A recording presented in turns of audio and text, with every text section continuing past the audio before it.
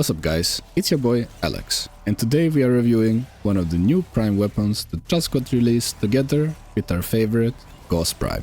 First off, let's compare the differences between the normal version and the Prime version. So I believe the sole reason why not many players were considering this weapon was the disastrously low crit chance. Status chance and the base damage were good, but considering you can't really build this gun for slash, it just wasn't interesting enough. But if we take a look at the Prime version, we can see a big increase in base crit chance and decent boost to status chance and base damage as well. But are those stats enough? Let's find out. So how do you build the Akarius Prime? Obviously you can't have a good build without multi-shot, so galvanize diffusion it is. Now since we can build the weapon for crit, we will add 2 crit mods, Prime Pistol Gambit and Prime Target Cracker. Again, if you don't have primed versions of mods, just run the normal ones.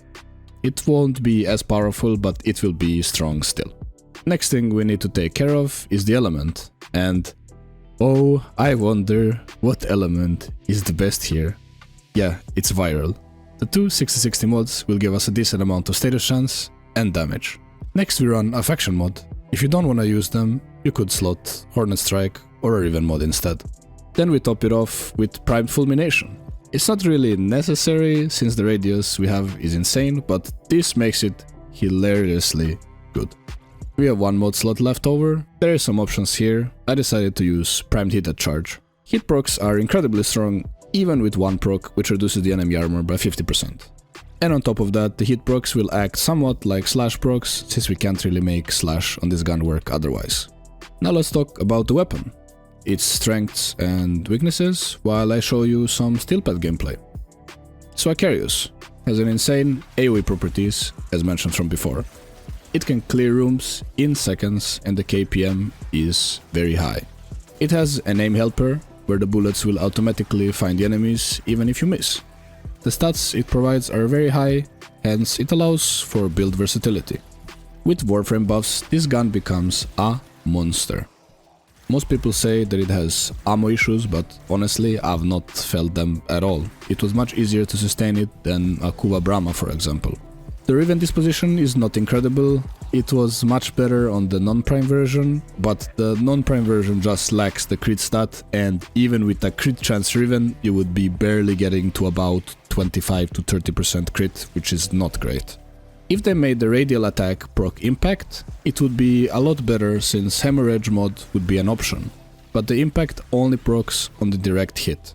The lack of slash makes the gun not scale that well, but it takes care of base steel path with ease. Now that was the standard build. Now let's check something more fun. Let's make an overkill setup combining everything. So, what changed with the build? We have Cascadia Overcharge instead of Primary Merciless. This will turn our crit chance over 100%, boosting our damage by a lot. Hornet Strike for the base damage, since we don't have any base damage from elsewhere. Lethal Torrent for more fire rate and multi-shot. And we are running Pure Heat. Our Exilus also changed to Trick Mag, because Carrier Prime will take care of ammo sustain. If you don't plan to run a carrier, just change this for pistol ammo mutation. Now, for the frame, we have Rhino. The most important thing here is to have at least one Augur mod. With this we will have Overshield. Overguard, so Arcane Overcharge, actually works and gives us more crit chance. And if you have played Rhino before, you know that you have permanent Overguard active, so your Overshield will stay pretty much forever. The build is just straight up full strength with a little bit of duration. Molt Augmented for extra strength and Arcane Velocity for more fire rate.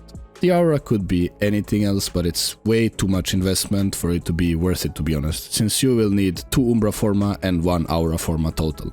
One disclaimer here, if you don't want to invest any blue shards for energy, I really suggest running Primed Throw, since Rhino's max energy is very miserable.